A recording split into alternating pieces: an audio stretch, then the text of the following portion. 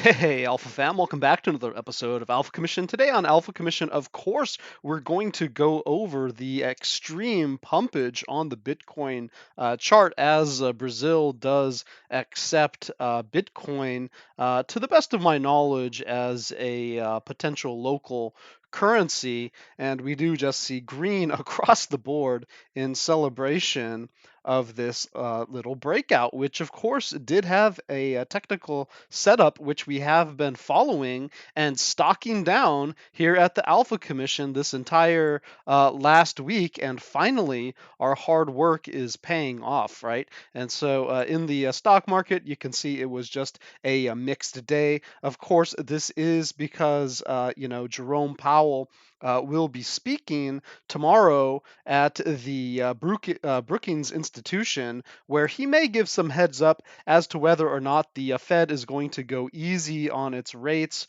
or whether it's going to continue to go pretty extreme. And so the stock market is getting ready to either pump or majorly dump, and it could be catastrophic. It could be that kiss of death in the markets if Jerome Powell doesn't come to the rescue. Of course, we have other information like GDP will be updated, the trade deficit, pending home sales, job openings, quits. And then Thursday is going to be another big day because this PCE data, and again, this is my public service for you guys, okay? This is me delivering the alpha here with some of this traditional kind of analysis in order to help you guys out. But the PCE data will be delivered on Thursday, and so this could actually override whatever Jerome Powell says on Wednesday. The PCE data is going to be king if Jerome Powell uses weasel words, which let him kind of weasel out of an easing position, assuming that the PCE data is bad. If the PCE data is good, then maybe if he uses weasel words, then of course the markets will take that in a positive way, just in their own bias. And what I think is that perhaps the Fed is ready to start doing 50 basis points instead of 75 basis points, and that maybe they could even start to back down to a 25 basis points. I think a pause may be a little bit too much, and a pivot is not going to happen, not right now. But we should be glad for that because markets tend to dump right after the pivot. So just to be careful of that, it's a little bit of a buy the rumor, sell the news kind of dynamic there, and it's usually a major, major crash. So just something to look forward to in 2023 as perhaps the market double bottoms. But for right now, there is bullishness in the stock market, but we are at certain limits that could initiate a kiss of death crash that could just be catastrophic for all markets. And so this is really a pivotal month that we're in, and Jerome Powell gets to decide the fate of pretty much the world economy, depending on how the Fed treats these next couple months.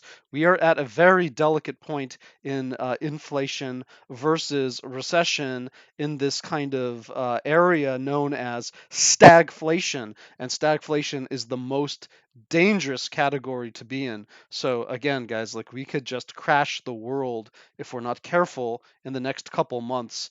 A lot is riding on the Federal Reserve getting this right. And, all the doomsayers could be proven completely wrong with just a simple phrasing of this man or a simple policy change, and all the moon boys could be proven completely wrong, right? And we could just plummet to hell and go into a great recession if, just based upon the opinion of this Fed Council. So let's just pay attention to this stuff. Of course, there's also an inverse or a reverse currency war going on, and so the dollar is feeling a lot of pressure right now. That is making it a little bit easier for markets, but that could turn around. Let's go to the main event, Bitcoin, and see what I was talking about in the last episode 22 hours ago, where I mentioned that the fake out to the downside had played out, and was talking about the potential upside here. It's there, but yeah, you can see that we are popping up right now with that 4-hour closure that we just had. So the chart did like that. You can see we are popping above my bullish momentum. It seems like, it just seems like what I was talking about is working out. We are now having that squeeze that I was talking about, which could take us up to this area, and then perhaps we'll just do a quick check back or something, and then perhaps continue on with this little range that we have here before bumping our head on this triangle and then trying to figure out, can we break out above this solid bullish level. There might be some type of interplay there, or we just might get rejected in that 89 area and come back down, just not able to break this 2 to 5 day projection, and we work our way to the bottom as the 2 day volatility expands. So that's kind of your interpretation of the EMAs, as well as the volatility, momentum, the price action, which we did see the measured move of that rising wedge has now been fulfilled, and also the EMAs there. All right, guys, I think I'm going to wrap that up. Just let me turn off some of this and let you get a clear picture of the price levels that we're contending with. These are really the key levels that we're working with at the moment. And so you can just take a look. Solid bullish over 16,690, bullish over 16,300. You do see that nice pop. Wish I could have had this video out in time for that, but you can see how I trade live, right? You can. So, guys, sorry that was a little bit longer than I meant. I just got distracted. But you do see that I did have a limit up here. We did pop up, and then we checked back. I did suggest later in this video that we would likely check back. Check back. That was your higher low to enter on when we had that, a couple extra 4-hour candles above the momentum pool, and just boom, guys, like we reached the 2 to 5 day top of the pool projection, and then we did end up breaking out of that wedge. And so what did that look like? Look at this. This is our new momentum pool for the day, and we are just starting out in a beautiful way where just having captured the complete momentum pool from yesterday, we did put in a bull flag pattern, which then has us just a popping out. And because we did, intense analysis of the volatility, we were able to be able to correctly identify that play where the 4-hour had been contracting, and we actually watched that pinch off live where the 4-hour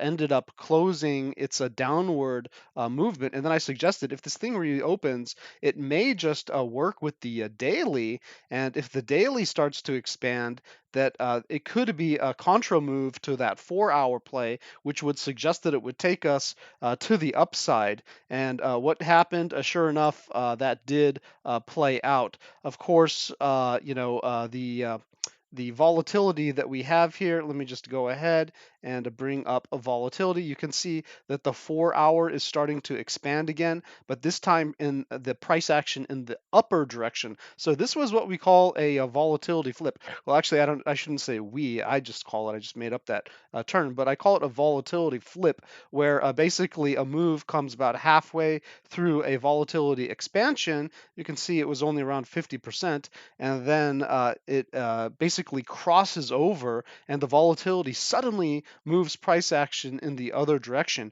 Usually that corresponds with a higher time frame taking control. And what I was suggesting in the last video was that the daily was likely to take control as it started to work its way up. And so if we are able to just take a look at the daily, what did I say? It wasn't ready yesterday, but it was getting very close. And as soon as it hit a 5 to a 10%, it was likely to make its move. And sure enough, look what it's doing. It hit 5%, and boom, the price action just went exploding to the upside, exactly as we were calling over here at the Alpha Commission. Guys, we are absolutely killing it. We are going to kill it in the next bull run. Think about how small the moves are on Bitcoin right now. Just $100 here. Maybe if we're lucky, there will be a day with $1,000 move, usually under $500. But what happens when we get into those days where we get $1,000 to $5,000 moves? I mean, we are going to absolutely decimate this market. And the tools and the momentum kind of strategies that I'm developing, along with volatility and, of course, the price action and the EMAs, the combination of this program is just, proving itself to be remarkable. And yes, it took me a year to figure out how to put this all together in a way that could be reliable, but we are getting there, and we do have some time left to accumulate before the next run. But the things are looking good right now. As long as we are, in this kind of lower area of this volatility chart, I do consider that we could have a bit of a fake out. So, you guys may want to take some profit if you've had a good play, if you were in those plays with me.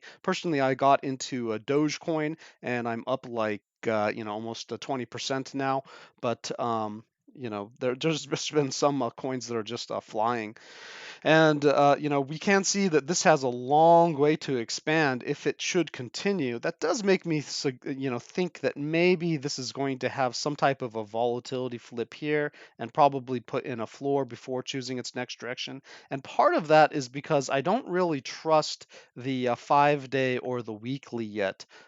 Especially, the 5-day looks okay, but it does look like it wants to eventually close, right? Sort of like what the 4-hour did. But if we look at the weekly is probably going to do its own thing, and I just really wonder, if this is going to be our friend or not, or if the weekly volatility is going to take us to the next level lower. So we are going to be on high alert for the weekly and the 5-day if they have volatility flips.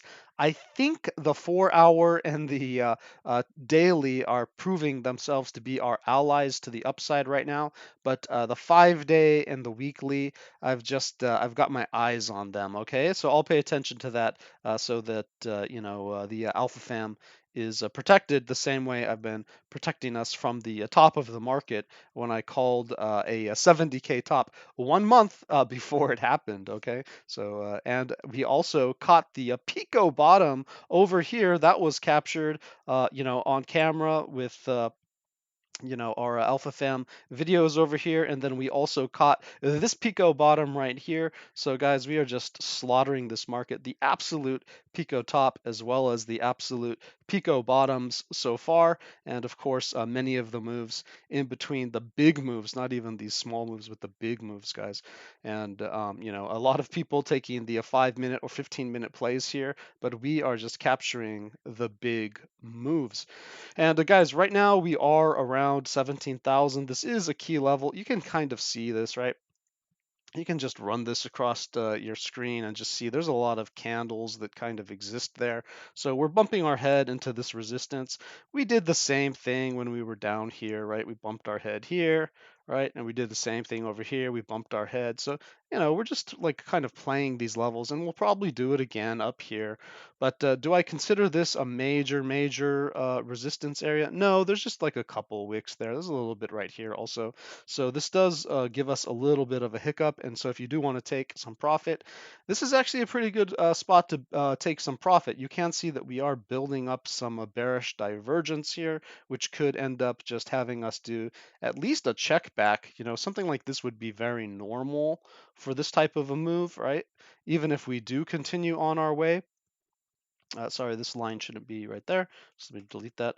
And, I have made an extended goal for us. This is a little bit arbitrary based upon the EMAs, but I do like it as a kind of stretch goal. If we're able to get over that 17,700 level, then, I really think that we are going to be looking pretty good for perhaps the next level to my uber bullish, which a lot of people probably thought, we're never going to be able to reach there. It just looked way too far away. Well, with this stretch right here, now you can just start to imagine it is possible. We're halfway, we're basically a quarter of the way up there. And if we can capture the 17,700, things are going to feel pretty good. And then if we do capture above that 19,000, especially if we capture 20,000, I will say, hey, this was probably the bottom for now. You know what I mean? So, guys, we do have to be open-minded to bullishness, and I've been trying to remind you of this several times in the last month that we can't just look down. We do not want to be perma bears. We do not want to be perma bulls, but just be clever little alpha monkeys and take the trade that's before us. Of course, we do have the momentum pools, and so if we are putting candles on top of the momentum pool, it's fair to be bullish. If we've got candles underneath the momentum pool, it's fair to be, biased towards the bearish direction. So bullish on top, bearish underneath, and then of course a little bit more nuance in the alpha momentum scales over here, or if you want little benchmarks, you can see that often we get explosive moves off of these levels because I am using momentum.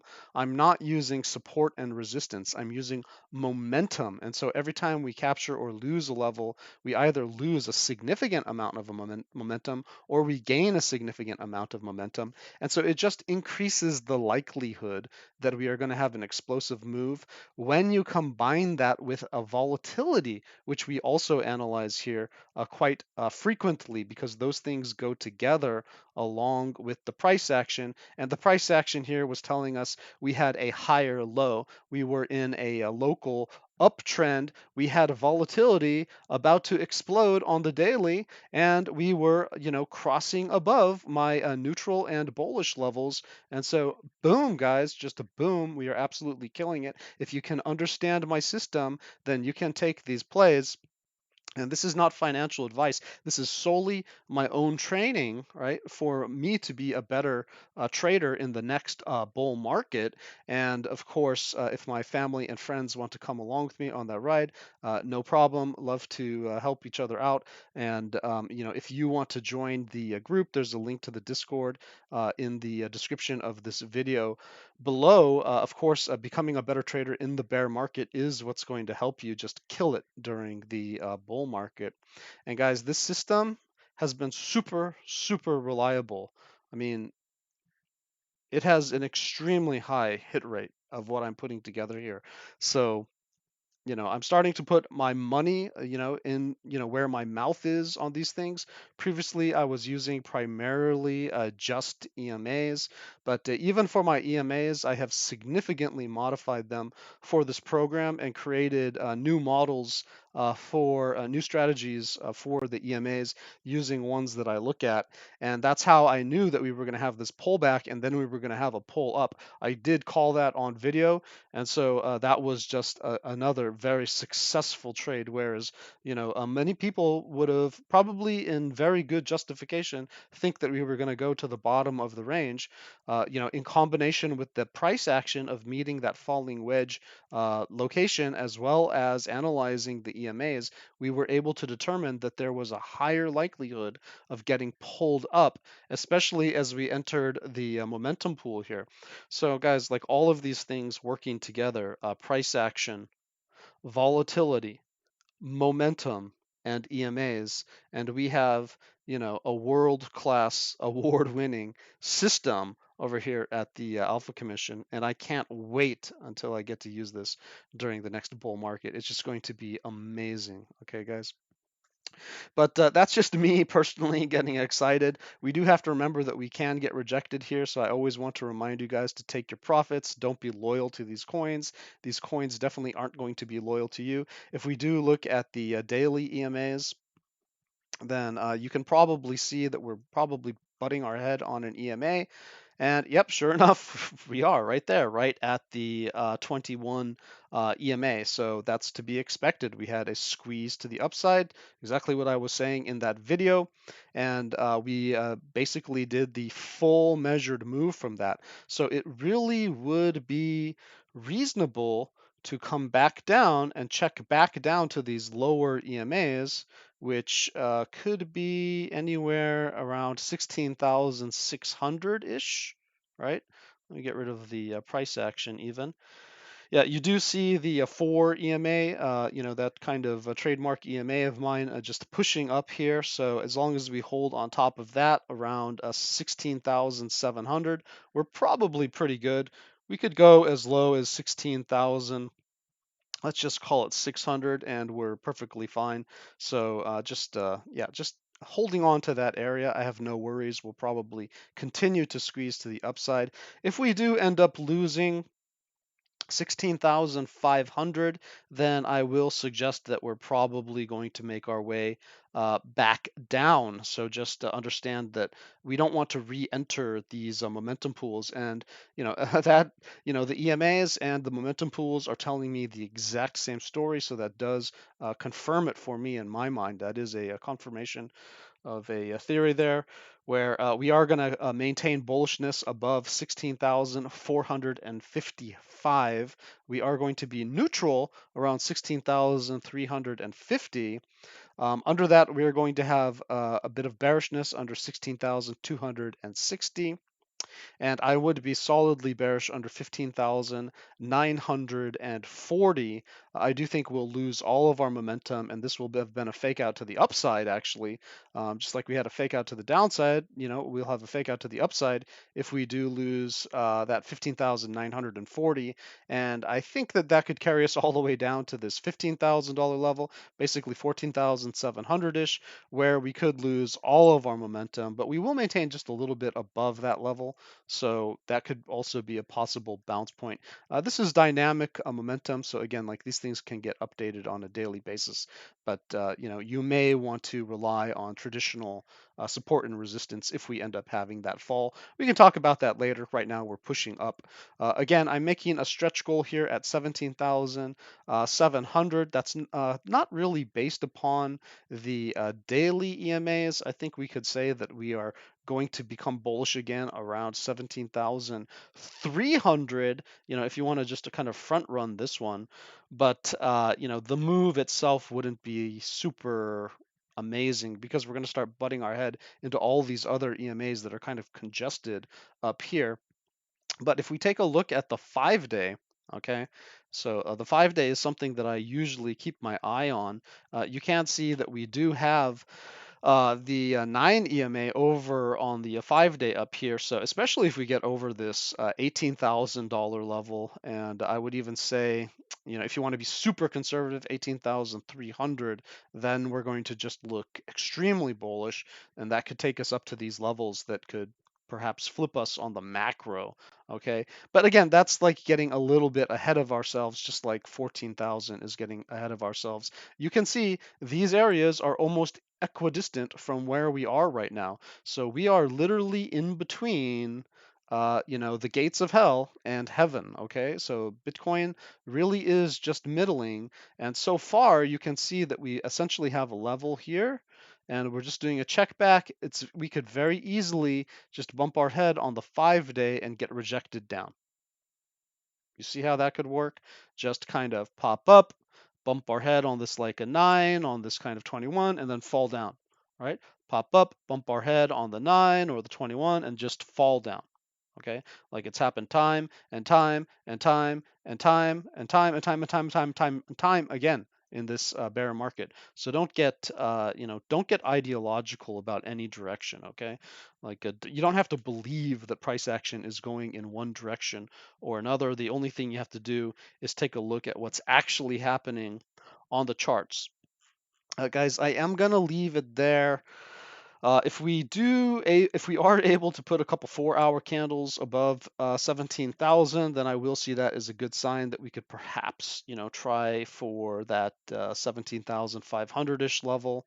And if we get above, 18,000, then maybe we can try for that $19,000 level. That's where I'm going to leave you at. Hope you appreciated this episode. If you have any requests for me, feel free to leave them in the comments. I will try to do some of that stuff. I have been working on DOGE here. I just want to take a look at it really quick. And I entered after we did have this kind of a key kind of critical level back here where if we basically recaptured these peaks. I took the conservative play, and I didn't capture this explosive move, so I can't claim to have captured that.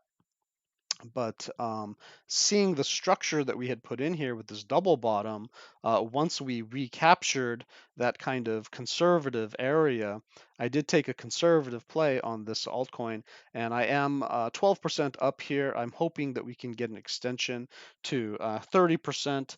However, if you guys are entering the market late, just remember, like, this market could check back, and also it could end up breaking down if it's a fake out, like I mentioned on the Bitcoin chart, in which case Doge could come all the way back down to, 8 cents, 7.5 cents, something like this, maybe for a triple bottom. And losing that, of course, it would probably come back to this kind of 6 cents area. I don't think that's going to happen. I think there's a lot of enthusiasm right now because of Elon Musk taking over Twitter. I really haven't paid attention to what a lot of people are saying about this coin right now, but that's just my personal theory and why I took this particular play, believing that it would pay off more than Bitcoin. However, in a bear market, Bitcoin is your safer bet. It's just been underperforming lately, and so I am kind of taking a little bit of a kind of a cultural play here. And since I am an American, and Americans seem to love Dogecoin and Elon Musk, and I really do support free speech, and what I think he probably does have a good vision for Twitter. I disagree with a lot of his politicking and kind of like uh, he just has a different way of business that really pretends to be super capitalist, but in fact, he took like $10 billion or more from the federal government in subsidies. A lot of it was like a scheme. It wasn't him like making money. He was like just for years and years, like basically on, just government handouts. So basically our tax dollars. And so I don't laud him as some type of like a god or anything. Okay, he is a smart man with a lot of creativity, who is very peculiar, and that adds to the creativity, I think. And so I'm really hopeful to see what comes out of Twitter. I really do hope that they do integrate Doge into it. Um, I have fun on Twitter, just kind of trolling and stuff. That's why I have a personal account, and then I have the Alpha Commission account separate because uh, you know people can get annoyed by that stuff. But I think it's fun, just to release some steam. And some of these social networks, they really do kind of muzzle you just way too quickly. And so I think we can all kind of cheer on, some type of additional free speech, even if it's messy in the beginning. We do have to kind of get behind that, I believe. And the thing that we don't want to do is get to a point where it's just out of control, like any terrorist or just can talk about anything, or the pedos can talk about whatever they want to talk about, and it's just unchecked, and people are falling into that stuff, and it's like radicalizing weirdos that are very dangerous to the world. And that's a very fine balance. And then how do get advertisers to get on board with potentially really ugly content that can pop up in free speech zones? And so you have to have a different model, I think, because the advertising model that Elon, that Twitter used, to be honest, that's, it's not the right model for a free speech zone. Like, if you want free speech, it's not free, right? Like, we have to defend democracy. We have to, pay our tax dollars in order to defend the country, basically, because a dictator could come on. You could be invaded. Ukraine is seeing that. Free speech, freedom is not free. You have to put a lot of investment in it, and people just don't want to pay for subscriptions. They want the advertisers to pay for it. But Disney doesn't want their ads to appear next to like a white, supremacist post, or like some type of weird sexual content, and that stuff is rampant on, Twitter, which is fine from a free speech perspective, but it's not okay from a business perspective, where you have a brand, like multi-billion dollar brands, and you don't want them to get screwed up by that stuff. So I don't know what the solution is, guys. I mean, that's why he's the CEO of it, and we have to kind of cheer it on. But at the same time, I think some of the critiques are valid. But I'm kind of pinning my hopes on that he does integrate something with Doge. And so I'm just going to have a little bit of a moon bag that I kind of DCA'd in here. Kind of wish that I DCA'd in down here, but this made sense to me. Okay, under 9 cents, right? Under 8.5 cents, I really feel worried a bit. But above 9 cents, above 8.5 cents, I think, okay, yeah, maybe this thing could do something. And I do like how it's getting kind of swept up here. So, you know, just any type of little tweet from this guy, maybe it could go to the moon, right? But I'm not pushing that. This is just purely almost a gamble, to be honest. Okay, it's totally based upon one guy and his kind of hijinks in this company that he pretty much accidentally acquired by just talking too much on Twitter and getting himself into some legal trouble, which then a judge had to force him to actually buy the company. So that was pretty funny. But all right, guys, I'm going to wrap up this episode.